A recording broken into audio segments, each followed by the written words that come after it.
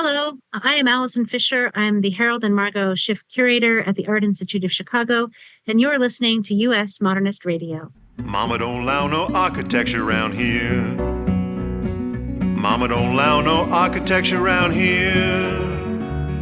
Oh, I don't care what Mama don't allow, gonna draw mine modern anyhow. Mama don't allow no architecture around here. Welcome to U.S. Modernist Radio, where we talk and laugh with people who enjoy, own, create, dream about, preserve, love, and hate modernist architecture, the most exciting and controversial buildings in the world. I'm Tom Guild. Today we'll talk with another Tom G., New York architect Tom Gluck of GLUCKplus. He's the son of architect Peter Gluck, and he takes us behind the scenes of projects from prefab high-rises in Manhattan to his tower house in upstate New York. Then Nick Ferrell brings the history of post-war modern design in Modeline of California, pioneer of modern lighting, with lamps that have inspired designers for decades. Dallas architecture critic Mark Lamster gets us updated on the preservation of IM Pei's City Hall in Dallas. Last but not least, we welcome Grammy-winning Miami singer Jon Secada. And here's your host with 0 Grammys, Mr. Modernism, George Smart. Thanks, Tom. There are Emmys, Grammys, Oscars, and Tonys, the big 4 of entertainment awards. You'd think that architects would have won some of those, so let's take a look. Architect Cedric Gibbons actually designed the Oscar statue in 1929, and then won an Oscar 11 times out of 39 nominations for production design. There were a few more close calls. Production designer Judy Becker received an Oscar nomination for the 2025 film The Brutalist, as did the 2003 architecture documentary My Architect by our past podcast guest Nathaniel Kahn. In 1960, Charles and Ray Eames won an Emmy for graphics on The Fabulous 50s, a CBS variety special. And in the Grammy department, an architecture album or podcast has never won or even been nominated. The Tony is far ahead of Emmy and Oscar and Grammy because Best Scenic Design has been a Tony category since 1947. The parallel to architecture is closer here than anywhere else in the awards world because scenic designers are essentially architects working at a theatrical scale. Finally, the greatest of all time appears to be architect David Rockwell. He won the 2016 Best Scenic Design Tony for She Loves Me and 6 more Tony nominations, including Kinky Boots, Lucky Guy, You Can't Take It With You, On the 20th Century, Hairspray, and Boop the Musical. U.S. Modernist Radio is underwritten by the Brent R. Harris Charitable Trust, restorer of Richard Neutra's Kaufman Desert House in Palm Springs, and 6 other houses in California. By the Ife Jones Conservancy, preserving the legacy of modernist architecture in Northwest Arkansas, ifejonesconservancy.org. And by Diane Bald and the Budman family, restoring significant architecture in Toronto, Los Angeles, Malibu, and Palm Springs. Tom Gluck is a New York architect whose projects range from The Stack, Manhattan's first prefab residential high-rise, to his own tower house in upstate New York, a cantilevered home that he calls a stairway to the treetops. Trained at Harvard, Go Crimson, and Yale, Go Bulldogs. Gluck's path included apprenticeships with a master craftsman in Japan, theater set design, and studying with his father, famed design-build architect Peter Gluck, founder of GLUCKplus. Here's George's conversation with Tom Gluck. Tom, before we talk about architecture, I understand that you're related to a famous actor, Lance Kerfuffle. I am. Tell me about Lance. Well, Lance Kerfuffle is a stage name, and this is a secret. So for Peter Gluck, who is actually the founding principal of this firm, and my father, and the father of my brother, coincidentally enough, who is a writer and director in Hollywood. So has Lance Kerfuffle been in some films? Lance Kerfuffle has been in many, many films. He has an IMDb page. Everyone can look him up. Yeah, he has a long storied history. I think he just filmed in December, the most recent film. He had a role in it. He's had one funny role after another, which my brother continues to write, cast, and direct him in. So it's been, it's fun for everyone. So what kind of characters does he play? Does he get to talk? Oh, yes. And he's had a speaking line for, I don't know how many years, more than a decade. And I think union rules require that to continue. So he always has a speaking line. Okay. And it's kind of fun when the movie finally comes out. We usually bring the whole office and we go fill up a theater at 2:00 on a Wednesday afternoon. No one in the audience. And when he comes on, all the office starts standing up and cheering and clapping. And the 5 other people in the audience wonder what exactly is going on. But eventually they usually figure it out and come for autographs. And what movies has he been in that we might see him? he's been in Friends with Benefits. He's been in both the Peter Rabbit movies. He's been in the remake of Annie relatively recently. Easy A was one of the first big films. Okay. Another person you've been associated with who sadly just passed away was David Sellers, who worked with your dad early on in the 60s when design build was just non-existent, and they kind of started it. Correct. And that was design build in those early iterations where they were literally designing and building, physically building. And there was a fair amount of, some of the promise and benefits of what design build can bring to it, which was, really understanding construction, being able to detail and conceive of ways of putting building materials together to improve the architectural expression was where it started. The form of design build that we now practice has evolved because we realize that there's a certain inefficiency and almost conceit to the idea that we should physically be building these things. Right. But that knowledge, that connection, that working with the trades, the give and take and collaboration with the making as well as the thinking of architecture is the great promise of design build. And that's the part that we've really integrated and embraced in the work we do today. Design build early on was considered quite radical by a profession that was kind of lofty about itself. That's right. I think for many reasons.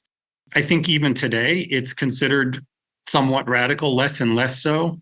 But I think if you think about architect-led design build in today's world, which is what we practice, it is seen as equally extreme because architects generally don't build. Most of design build today is what we often call build design, where it's the contractor who really takes the lead. There have been great works delivered through design build, public buildings, libraries and institutions and those sorts of things, but they are really reliant on sort of a benevolent and collaborative relationship with the builder who's completely in control. The owner because they're producing the bond, they are taking on the majority of the risk, which occurs in construction. And then the architect, if things go well, they have a really great working relationship, but they're not in a position of authority where an architect can demand certain things because they're a subcontractor essentially to a builder. So let's talk about architect-led design build. I live in a house that falls in that category, which I love. And I tell people all the time, this is a great way to go because you'll never have your architect and your builder have an argument because they're essentially the same firm.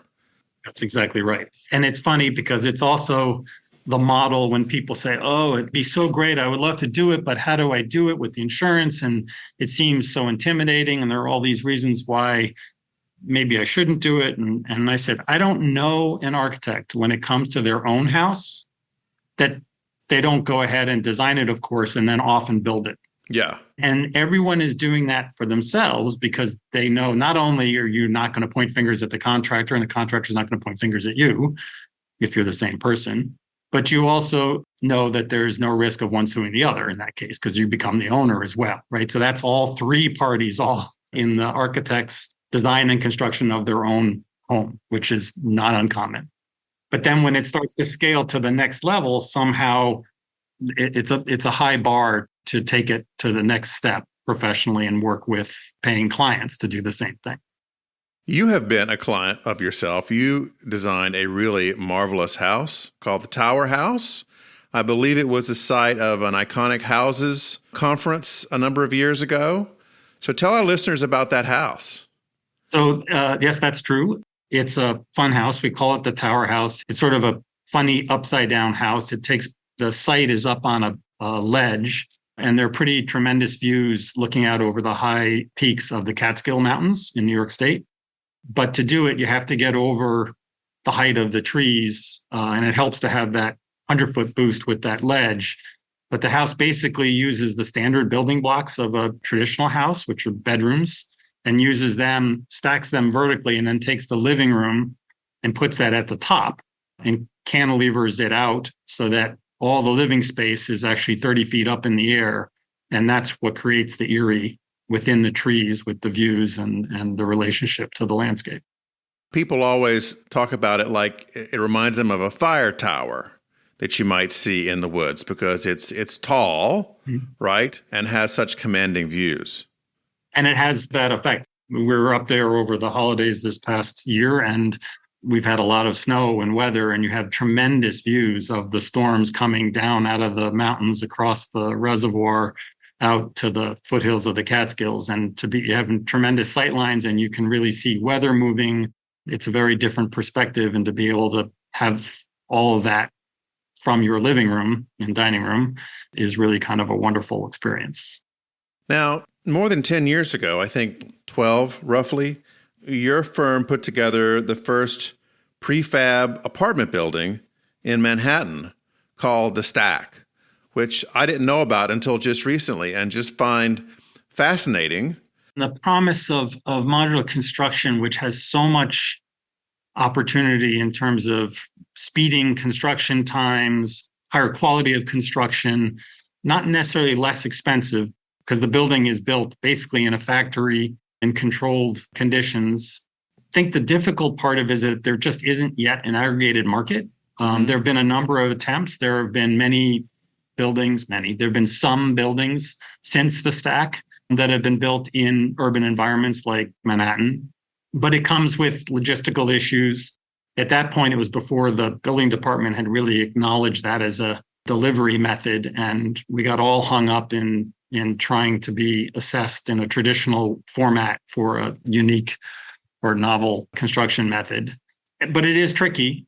There really isn't enough of it to make it be a steady, reliable stream of business for the modular builders to really be able to grow and optimize their work. Where you see a lot of it is in places where time is really of the essence, dormitories in university settings where you really have to take advantage of that summer between school academic calendar. And then in other places where sort of less important typologies of buildings, 3 or 4 story hotels, those sorts of things that are repetitive, where it can be applied relatively easily.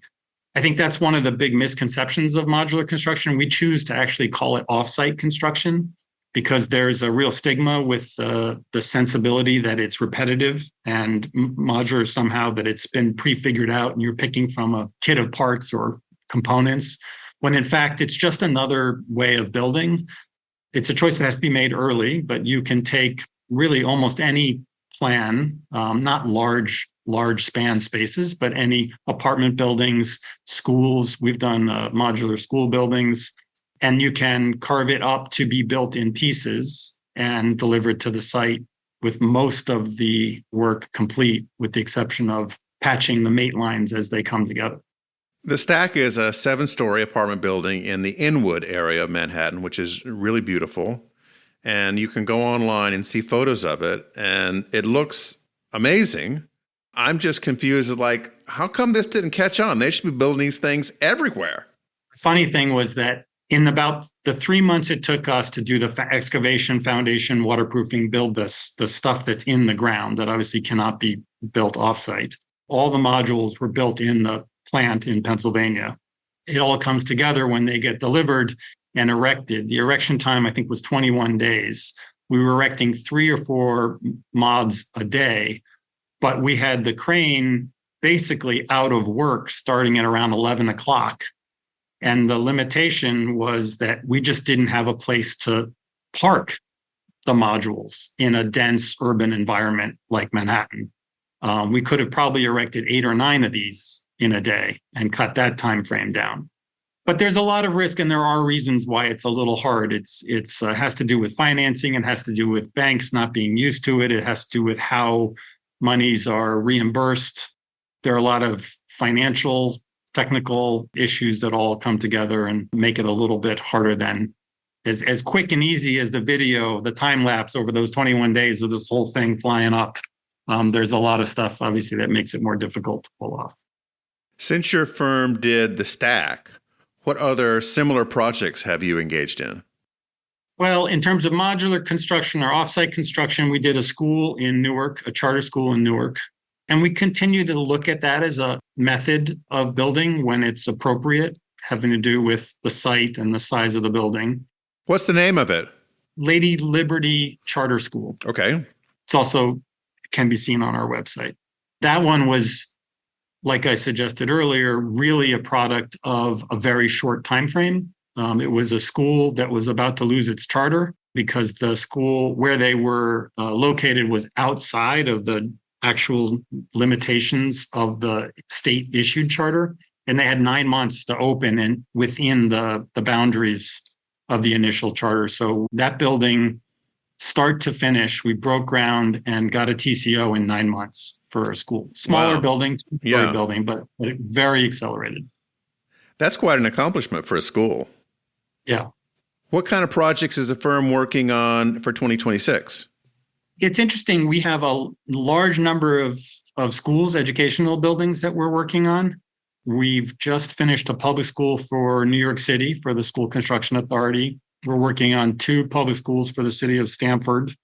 Last year, we completed a charter school in just south of Inwood in Washington Heights in Upper Manhattan. And we're working on another charter school in Newark, New Jersey, and possibly one in Far Rockaway. So we have a lot of school work. We've also traditionally done a lot of multifamily work, the stack being one of the earlier versions of it. A building that was just completed at the end of last year is a 500-unit, 28-story apartment building in Morningside Heights, very close to our office on 131st Street. When you do schools, do you build them as well, or is that given to a completely different construction firm? It depends. The Wynn Charter School, which was completed September 2023 is when it was completed. That one we built. And so that's architect-led design build. There was a guaranteed maximum price. There's liquidated damages, all the real heavy stuff that architects sometimes fear getting involved with as builders. We were able to pull off on that. When we work for city agencies or in jurisdictions that are a little farther from our home base, either we can't because bonds are required or it needs to be a full union contract. There are all sorts of different reasons that we don't build things, but we have the capacity to do it. Another exciting and fun project that finished just at the end of last year was City Squash, which is a not-for-profit that runs after-school programs, uses squash as sort of their hook. This is up in the Bronx, teaches local kids to play squash starting in middle school, helps them with homework, tutors them, helps them. They all get to be incredible players because if anyone starts young, you master anything at the right age. You and I are probably beyond that point. Way beyond. And then these kids go on to get scholarships and applied and accepted at all sorts of tremendous schools all over the country. And a lot of them end up coming back to the community from which they came and contribute locally. So it's a really fantastic program, a fun architectural exercise. You have 5 squash courts. So you have these large blocks, these program blocks that are very spatial, and then a handful of classrooms to support the other part of the academic portion of their program. Fun to design and just opened to great success just at the end of the year. Now, your dad, like most architects, designed a number of houses early in his career, and the firm has continued that. I saw recently you built one in Birmingham, Alabama, right? Yep. We have one in Birmingham that is going to finish up just in the next couple of months. It's a very large project. It's much more than a house. It's really conceived of as both a primary dwelling for someone, but also for entertaining, for corporate events, for civic events, social events. So it really is a much bigger program than what you would consider a normal house. And we've done many projects like that. And we finished one in Los Angeles 2 or 3 years ago, we continue to do single family residential work. It really was the firm, and my father really kind of cut his teeth on that. And we have a real love for that work. And so we continue, and we hope to be able to continue to do that while we're working on all these different size and scales and types of other projects. And your brother's house, Will, is one that you designed. That is the one in Los Angeles for my brother. Definitely a labor of love. My father, I think, worked more on that project than most. Then, he was trying to please the director. So that's right. Now, has Lance's career branched out beyond his son? Has he gotten any commercials or any cameo appearances or any conference bookings? It seems to be pretty well restricted to the roles that my brother writes them into. I didn't know if Jimmy Kimmel was going to have him on or... Not yet. We're waiting for the phone to ring. Tom, this has been a lot of fun talking with you. Thank you so much for coming on the show. Well, thank you for having me. It's been fun. That was George's conversation with New York architect Tom Gluck. You having a lighting problem? We got a guy for that. Nick Ferrell is the lamp whisperer, whose exhaustive research into 20th century lighting developed a near psychic ability to identify a lamp's manufacturer, designer, and time period. As the owner of Aesthetic Vintage, he's handled tens of thousands of lamps, and his book is Modeline of California, Pioneer of Modern Lighting. It's the history of the Modeline Lamp Company, a mid-20th century California manufacturer that heavily influenced mid-century modern lighting. Welcome to the show, Nick. Thanks for having me. Nick, tell me about Modeline. Did it just spring up independently, or was it part of something else, an architect, a furniture line? How did it come about? No, the company sort of sprang up out of nowhere. Its founder was a guy named Bernie Roberts, who was a machinist and a political activist, and his activism got him kind of in hot water, and he wound up unemployed. And his mentor at the time was a guy named Percy Solitoy, who owned Brown Saltman Furniture. Those two had had a conversation, and Percy had explained to him that while furniture was trending increasingly modern, the lighting industry wasn't catching up. And this conversation happened in 1945. And he encouraged Bernie to start a modern lighting company, and within 6 months, Modeline was born. And where was this? Was this in L.A., San Francisco? Downtown L.A., yeah. How did he get started? Was he able to buy models from different manufacturers, or was he manufacturing them on his own? So they were a manufacturer. They had initially about a 5,000 square foot wood shop. And the idea was they wanted to make a style of lighting that coordinated with mid-century modern furniture. And this is some of what I get into with people, and they don't really realize it until I point it out. But when you think of modern furniture and modern architecture, there is quite a bit in common between those two fields. But when you think about modern lighting and modern furniture, there's very little in common with those two fields.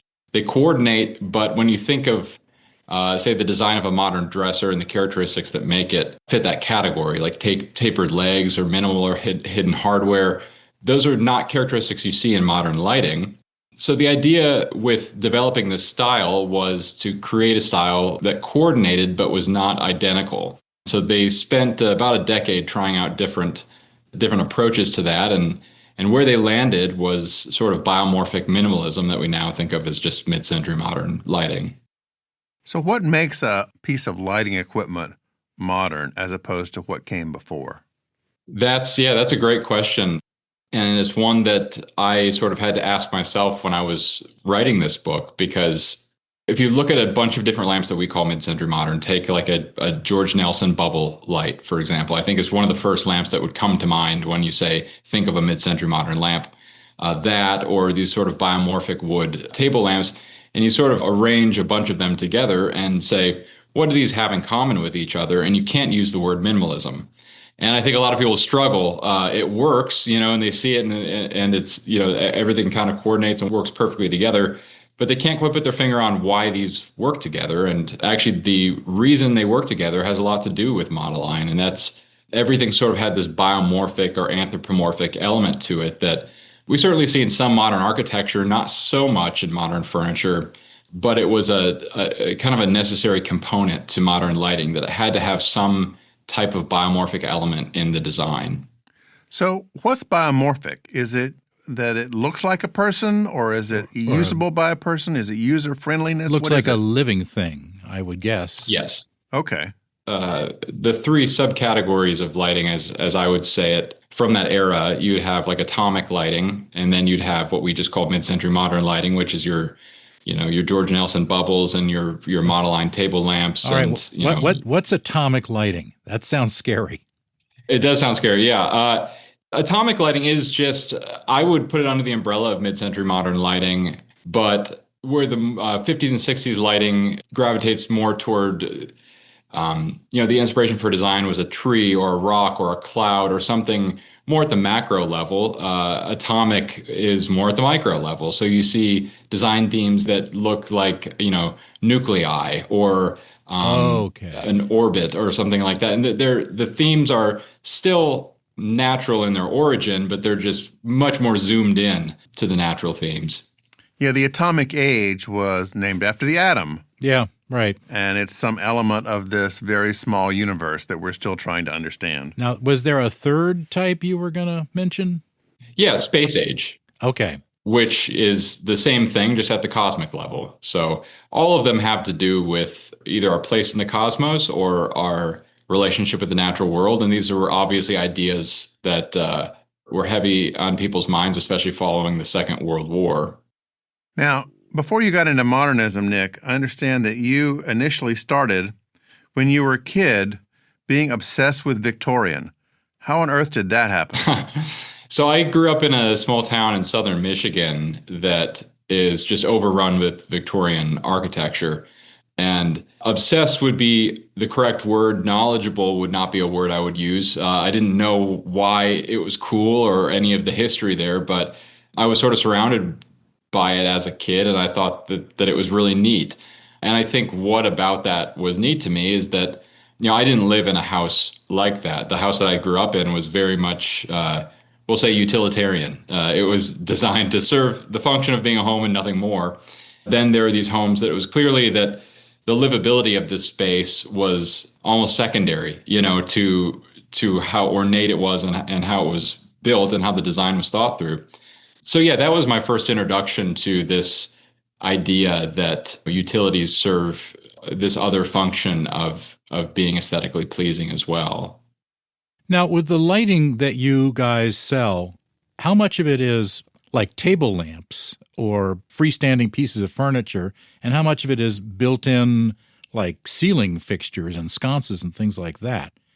I would say that about 70 or 80% of it is table lamps, floor lamps, and chain lamps. And then, 20, 30% are ceiling fixtures, chandeliers, wall sconces, things of that nature. I would love to focus more on ceiling fixtures and chandeliers, but you're sort of ruling out your people who live in apartments. So there's only so many people who are interested in buying that. Right. So most of it's table lamps, floor lamps. One of the ceiling lamps that was immensely popular, wasn't it called the Sputnik? Sure, yeah. Tell our listeners about the Sputnik, because they're going to recognize it. They've seen it somewhere. Yeah, up in the sky. Years ago. Yeah, certainly. So that was first developed by Majestic Lamp Company. And it was one of the designs, and there are many others like it, that who initially designed it got forgotten almost immediately because everybody started making it. So that's an excellent example of atomic design. It's sort of this brass explosion. And it was designed to have these little starlight bulbs. There's a million iterations of this thing. There's the original design, which was a center brass ball with all these arms jutting out of it like an explosion. And then there's a sconce version, and then there's a table lamp version. I've seen floor lamp versions and tension pole lamp versions. But yeah, just an absolutely kind of ubiquitous atomic design. And there's another well-known lamp called the Eclipse floor lamp. What does that do?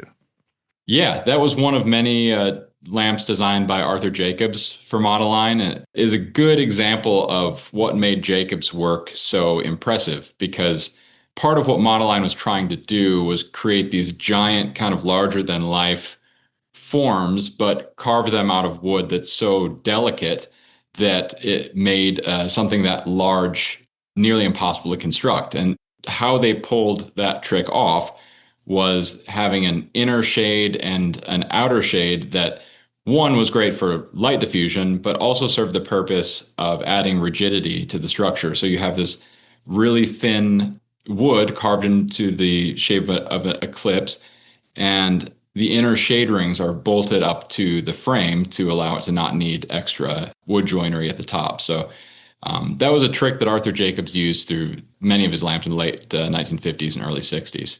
Now, what happened to the Modeline company? So in the late 60s and early 70s, mergers and acquisitions were sort of the name of the game in the furniture industry. And they were transforming the way that the entire industry was being done. To give an example of what I'm referring to, Bruce Industries, which was a huge manufacturer out of Philadelphia, they supplied lamps for Macy's and some lamps for JCPenney. And then they also sold under their own brand. They were acquired by R.C. Cola, of all companies. Wow. And then, a number of furniture manufacturers like Ducks, Kittinger, Pennsylvania House, many more were acquired by General Mills, the cereal company. Wow. So that a lot of that was going on. It was sort of transforming this industry. So Bernie Roberts, the owner of Modeline, didn't really see himself working in that type of kind of hyper corporatized field. So he retired and he sold the company to a man named David Fields. And David owned the company until 1981. At that point, the company had kind of fallen on hard times. And when the recession came in, it just sort of put an end to not only Modeline, but most of the modern lighting manufacturers at the time. Did they have records or archives that I hope ended up someplace constructive and not in the dumpster? They ended up in the dumpster. Part of the challenge with writing this book, I had that sort of experience that we all have when we see the bulldozers pull into a mid-century modern neighborhood. I just had the same experience with the information side of things rather than the architecture, where when I came to this subject, I became really fascinated by it. I thought, well, surely somebody has written this down somewhere. This lighting company revolutionized modern lighting, and still to this day, you can go to Wayfair or West Elm or Walmart and buy a copy of a Modeline lamp. They went out of business in 81. They're still influencing the lighting industry. So I thought, surely somebody's written this down, and found that the bulk of the story only existed in the memories of these 80 and sometimes 90-year-old people. Nobody had written this down.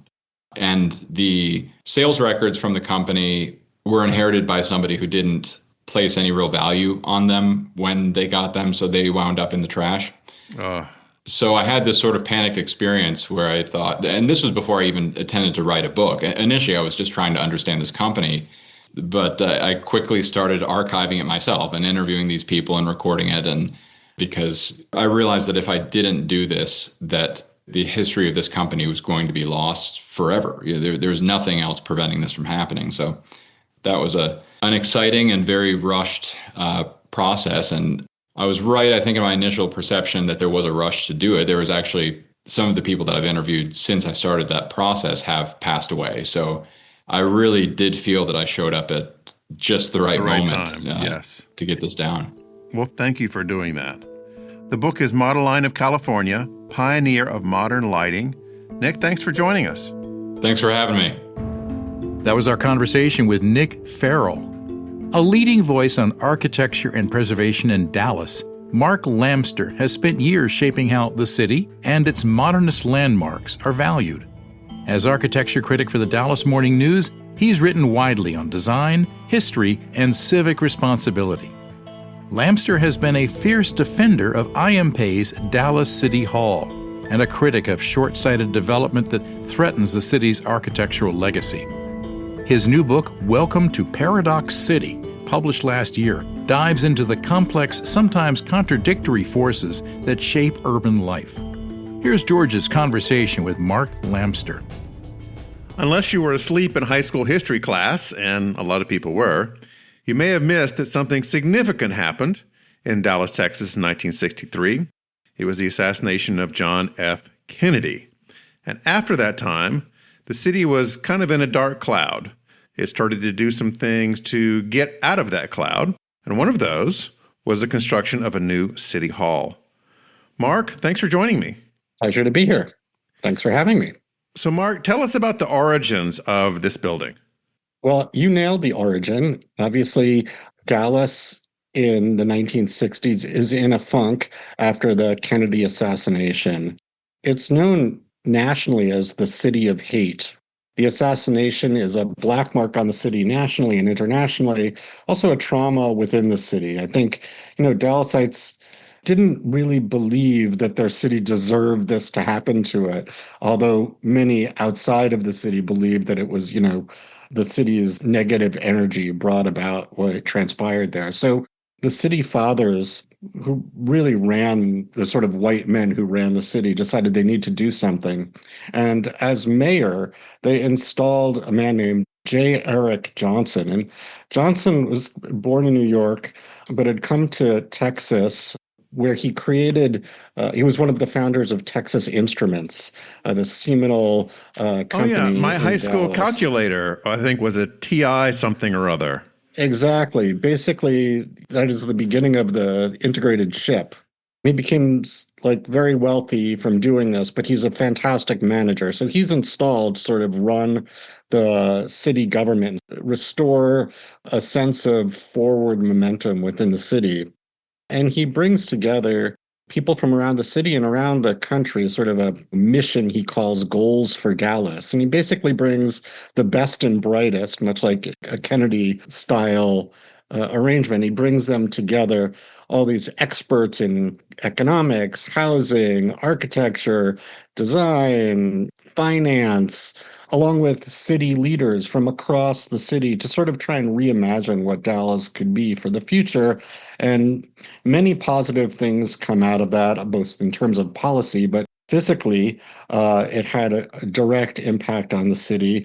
One of the things that came out was DFW Airport to create this sort of port to the world, this giant airport, which of course is now extremely successful. And one of the other things built was Dallas City Hall. So IM Pei, who is a sort of young rising star at the moment, was commissioned to build a monumental new center of civic governance. And it took a long time for the building to go up. It took almost a decade. It opened in 1978. Really had started talking about the plan to build it in the late 60s. So this was very much the building that Pei designed was very much created out of this new energy within Dallas. Very much a modernist building, very geometric, very large. How many square feet in this thing? I think it's totals like 750,000 square feet, over 7 stories, 2 underground. If you haven't seen it, it's this concrete, looks like a giant concrete aircraft carrier. It's sort of low and long, and its most distinctive feature is a front facade that tilts forward at a 34-degree angle. So it angles forward to try, the idea being to sort of bring an embrace onto the city. And wasn't it about this time in 78 that the TV show Dallas premiered too, and that brought a lot of attention to town? It certainly did. I think exactly in 78. So ironically, Dallas is principally known for 3 things: the assassination, which the city would like to forget, the Dallas Cowboys, who actually play in Arlington, and then Dallas, the television series, which was completely fictional and never really happened. But, you think of Dallas in this moment, it's emerging, we've got the Dallas Cowboys, who are a great team at that point, the cheerleaders, rah, rah, and, this series with that indelible theme, it's so positive, da-da, da-da, da-da, da-da. Everybody who is of a certain age knows it by heart. You swoop in from that opening sequence of helicopter shot, and Dallas is this place of the imagination where there's wealth and beauty and optimism about the future. And that's sort of the fantasy Dallas that the city likes to imagine as reality. So let's fast forward a little bit. The 80s and the 90s, the city hall's perking along. Is it well received? Do the city officials like working there?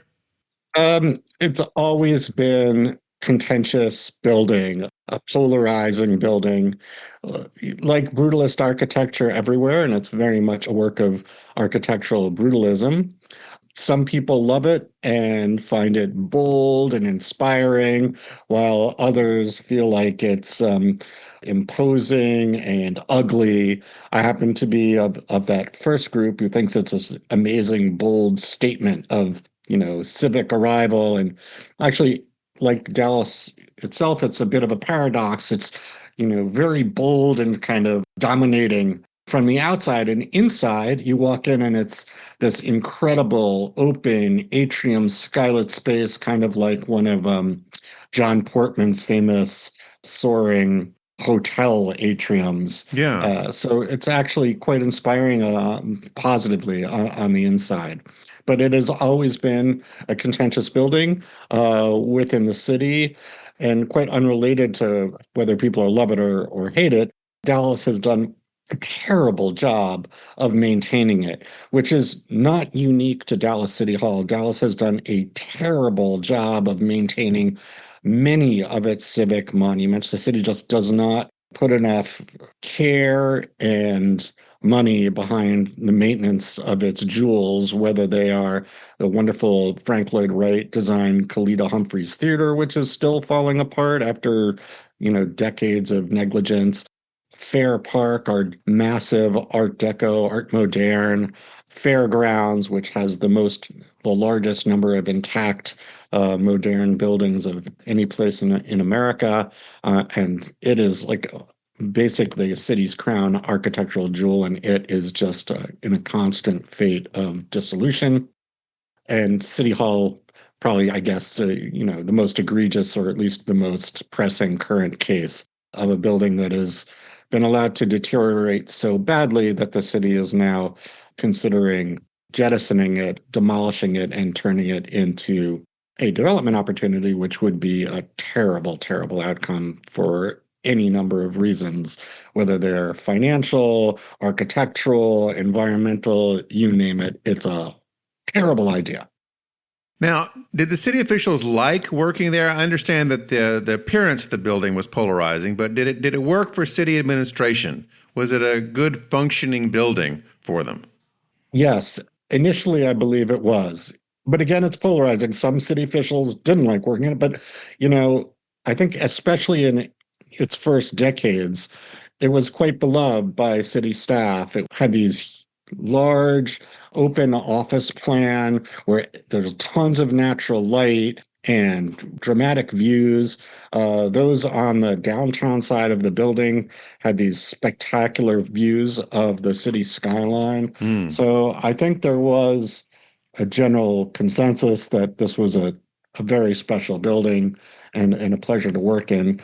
As time has gone on and the maintenance and other, utilities within the building have sort of been neglected, it's become a less and less pleasant place to work. On a daily basis, although some people still love it, but others don't necessarily remember the good old days, shall we say.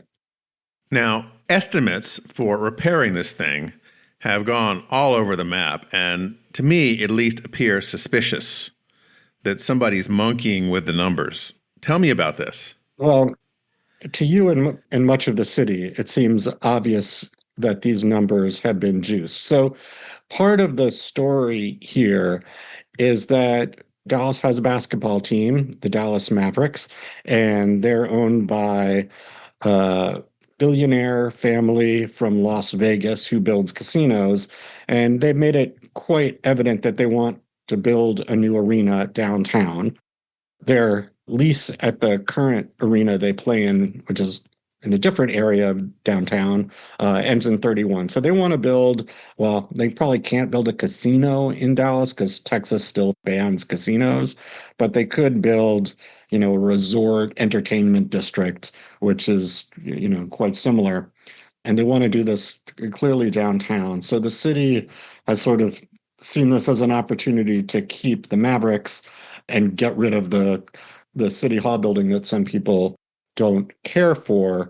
And so Not surprisingly, the initial repair estimates that, 2 years ago were at about $35 million in back maintenance. They went up to 150 million, then 350 million, and now the city study says $1 billion. But that's projecting costs to remain in the building over 20 years and including moving the entire city staff out to rebuild it for 5 years. And it includes financing charges. It's a kind of absurd way of looking at the repair budget, which, architects believe is probably somewhere under $50 million and can be done in a staged manner. So there's very much a sense in the city, and even among some city council members who will essentially decide what happens, that these numbers are inflated in order to convince people to abandon the building. That's a big difference between 35 million and $1 billion. You're not kidding. It's kind of ridiculous what's happened. Who is the coalition that is trying to save the building, that is going to city council meetings and standing up for it? There are a whole bunch of organizations that are working to try and save the building. The architecture community is entirely, I think, against the demolition. So we have the AIA, the local American Institute of Architects, is working with Docomomo, the Modernist preservation organization, Preservation Dallas, the city's leading preservation organization, and a whole group of other organizations, neighborhood groups that are pushing to save the building. And they've engendered a huge amount of public support for saving it. So in the most recent city council hearings, some 90 people spoke in favor of saving the building and only 20 for demolishing it. So that must have been a long meeting. Oh boy, 16 plus hours, which I had the pleasure of watching every second. It was 16-hour meeting. What is that, like 8 a.m. until midnight? 10:15 to 1:18 or something like this. Wow. Yes, it was in some sense a heartening meeting because there was so much public support, and it was really nice to see the city come out in support of this building. On the other hand, we have our city council making decisions, trying to make fast track decisions in meetings that last 16 hours, and there hadn't been any public input before that. It's kind of a demonstration of the city's poor decision-making process, as sort of a product of an entire way of thinking about planning and governance that is deeply, deeply problematic. So Dallas, downtown. Let's say that it takes $100 million to fix it up. We'll triple the initial budget. So where else could they put the Mavericks? What are the alternatives for that kind of sports facility? Well, one of the things that's fascinating and frustrating about this conversation is that right next door to City Hall, the city is currently demolishing and rebuilding its current Civic Convention Center.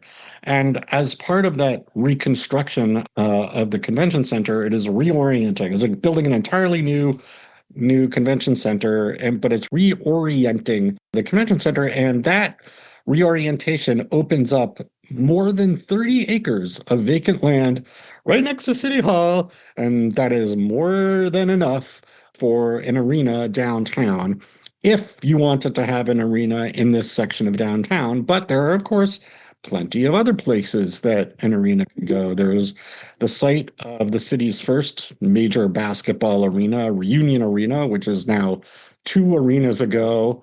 That's in the downtown area. It could move up to a big area where a mall was recently demolished called Valley View that is enormous and sort of waiting for something to happen in that location. Or it could move to any location in the southern sector of Dallas, a predominantly minority section, which, would bring some investment to that area. And I think that's been one of the contentious subjects about this discussion is like, could an arena juice economics in the southern sector? And I think some developers are pushing the idea that even building it downtown will somehow do that because it's quasi near the southern sector. I think it's specious argument that developers are just using because they want to get their hands on that land. And the developers who own land nearby are pushing. So the bottom line is there's more than one place for this arena to go besides City Hall. You bet. Okay. Absolutely. Now, what's the next step in the judicial process, administrative process for decision making? Well, as part of its decision at the 16-hour meeting we were discussing, the city council voted to, at the same time, explore the options for where the city could go if it were to move out. And it also voted, and it did not actually initially have this option on its docket, but due to public support, it added the option of exploring the options for remaining in the city hall while stage repairs are happening. That was not part of the $1 billion analysis that said that's what it would cost. So now they're going back and looking. It's like, okay, wait, if we only wanted to do the absolutely most necessary things and we wanted to stay in the building the whole time, what would that cost? So we'll see if the city can be trusted to bring forward a legit and trustworthy financial analysis for that, and then also, what it comes up with as alternative possibilities. Mark, thank you so much for the update. This is great. I appreciate your being back on the show. Thank you so much for having me, and thank you so much for interest in this story. I think demolishing Dallas City Hall would be the single most egregious demolition of an American work of civic architecture, possibly since the demolition of Penn Station in New York. It's that scale of a destruction. So getting the word out around the country is really important. So thanks for helping do that. Jon Secada has won 2 Grammy Awards, sold more than 15 million records, and has written songs for Gloria Estefan, Ricky Martin, and Jennifer Lopez. He toured with Luciano Pavarotti and sang duets with Frank Sinatra and Olivia Newton-John. Jon was born in Cuba and raised in Florida. His self-titled debut breakout album came out in 1992, sold over 6 million copies worldwide, and was U.S. triple platinum. The Spanish-language version earned Jon his first Grammy Award for Best Latin Pop Album. His second Grammy came from his third album, Amor. Jon Secada's career includes Broadway performances in revivals of Grease and Cabaret, and being a judge on the wildly popular Latin American Idol. Welcome to the show, Jon. Thank you, George, Tom. Thank you so much. So, Jon, I got to ask you, you did duets with Frank Sinatra, and that was a long time ago, because when he did those duets albums, he died shortly after that, right? Yes, he did. What was it like working with Frank at that point in his career? Did you get to see him, or were you recorded separately? No, we recorded separately. Most of the artists recorded separately, but just to have my name next to his was, for me, was tremendous at that point in my career. I'm a student of music, a student of popular music, and he's an icon in every way. So that in and of itself meant a lot to me, really did. And you started your career in jazz. Yes, I have a bachelor's and a master's degree in jazz vocal performance. My education, to this day, is still something that is a huge part of who I am, not only as an artist, but my attachment to education, period. My love for education, my friends, colleagues that I still work with that are part of my history, new students, new talent that I come across to every day, attached to different educational institutions. I'm always just humbled and honored that was a part of also of my upbringing, my educational upbringing. Now, what are some of your favorite Sinatra songs, Jon? There's so many. I mean, the first one that comes to my mind is I've Got You Under My Skin. Only because I listen to that. I can listen to that song all day long. The Summer Wind, I can listen to that all day long. I could listen to so many songs. Having the opportunity to sing The Best Is Yet to Come with him, another classic Sinatra song, and the arrangement, of course, the original arrangement attached to Phil Ramone, the producer of the record, someone that did a tremendous job putting on all these duets together. It was just for me as a musician and as a historian of his career and so many recordings and things that he did, even from the big band days, it was quite a treat. Well, you had a huge, and I mean huge, breakout hit in Just Another Day. There was a video of that, which is still on YouTube, getting millions and millions of hits. I watched it the other day. So my first question obviously is, who was the girl in that video? Well, the girl in the video was a model at the time, and I've come across Amada, that's her name, several times here in Miami. And we talk about it every so often. I come across her in different events, and we talk about that video and what that video meant to both of us. It was my first major video that I ever did, and I think it was also her first. So, and we did it in the heart of South Beach. So it had the flavor of the newness for both of us, the newness of the song, and just the experience of being in Miami. Here's Jon with Just Another Day.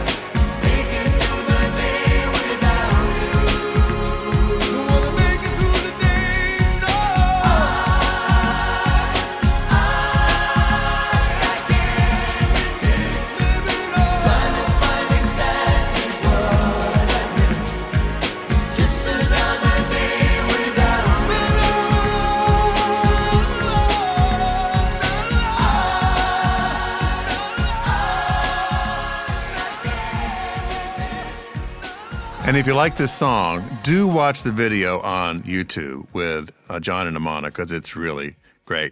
Now, Jon, when your family came to the United States, you had a coffee shop, right? Well, my parents had different little places that were like mom and pop type places, and I grew up, working with them, helping them out, and something that I always felt proud to do. As I was raised an only child, so anything that I could do to help my parents out, I did. So, what's the secret of a good cup of coffee? Well, when you have Cuban coffee, Yeah. which is a form of espresso, but it's mixed in with sugar in it. So it's just the right mix of how you compress the grind of the bean, right? And attached to the kind of the strength of the cup of coffee itself, combined with how much sugar you put in it.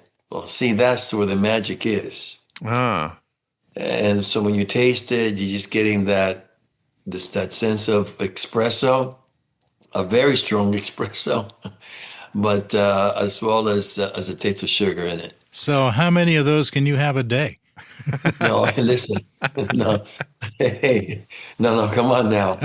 I'm at an age that that's only a morning treat. Yeah. That's it. Yeah. I understand that.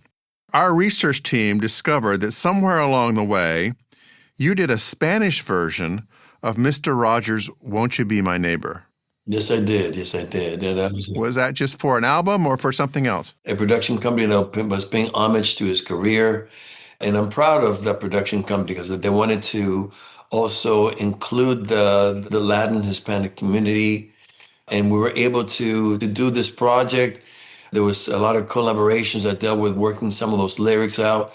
And I was a part of that process a little bit with some of the writers that were a part of that. It was a really wonderful project.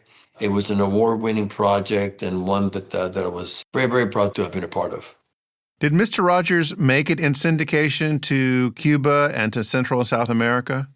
Everything that I know attached to my childhood and any attachment to entertainment, really, it all happened here in the States. Okay. I don't have any recollection of Cuba from that standpoint.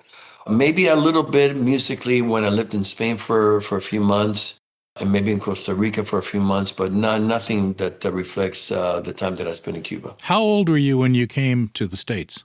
I was just about to turn 13 years old, but I had been already lived in Spain for a little bit and Costa Rica. Tell me about your daughter with whom we're going to hear you sing in just a moment. Micaela Secada is a great artist in her own right. She is a triple threat. She graduated with a musical theater degree from Michigan. She's very busy, completed recently her first Broadway show, Back to the Future, a very successful run. And she stays busy between different theatrical performances all over the tri-state area and a lot of different television type roles that she's getting more and more into. So I'm really proud of her. And the fact that she was able to do this with me was just, again, a gift for me and a treat. And I'm so proud of the fact that given her schedule and her interests and how we were able to put the song together and Gonzalo Rubalcaba's arrangement, that we were able to put it together. Here's Jon and his daughter, Micaela, in Nat King Cole's Unforgettable.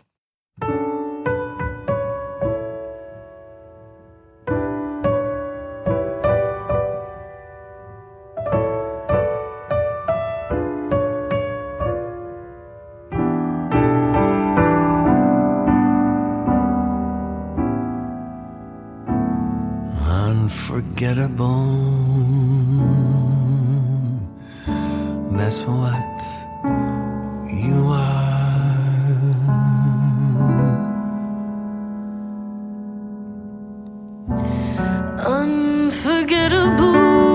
Unforgettable, though near or far.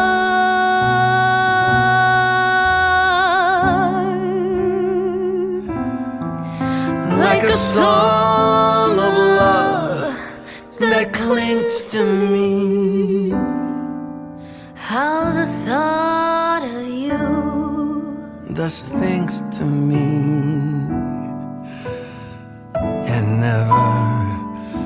ever before. Has someone been marked? Unforgettable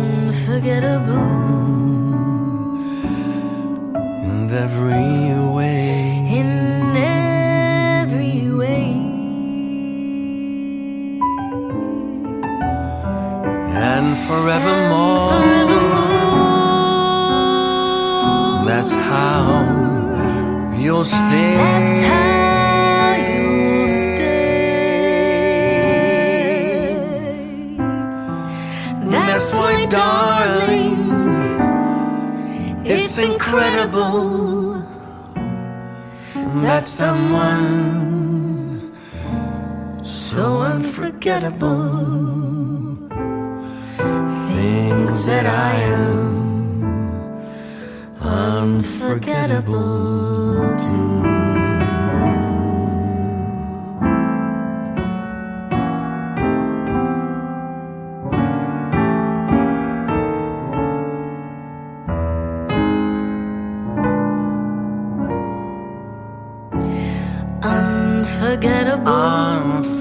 Unforgettable in every way. In every way. And forevermore. And forevermore. That's how you'll stay. That's how you'll stay.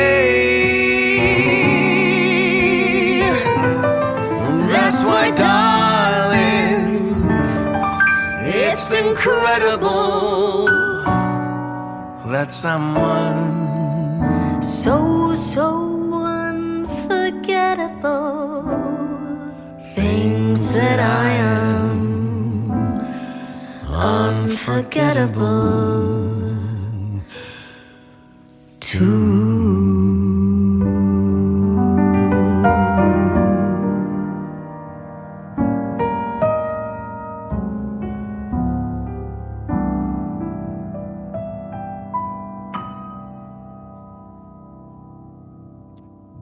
That's so beautiful, Jon. I know you must have an incredible feeling of recording that with your daughter.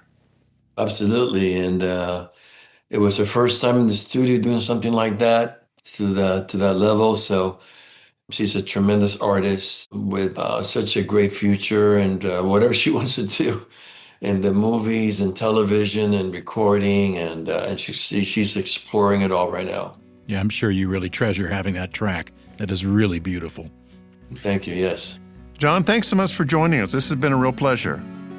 Thank you. Thank you for having me. Thanks for listening.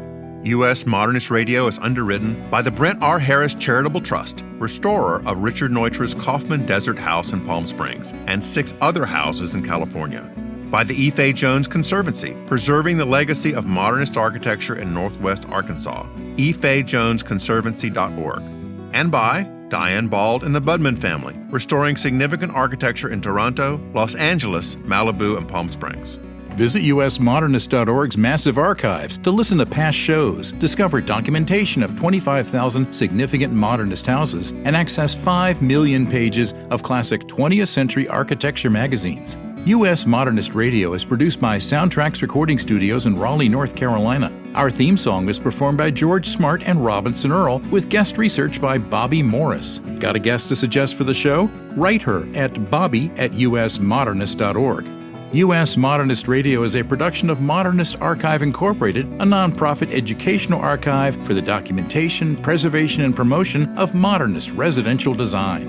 I'm Tom Guild. George and I'll be back soon with another non-Tony winning edition of U.S. Modernist Radio. Nominations are open, however.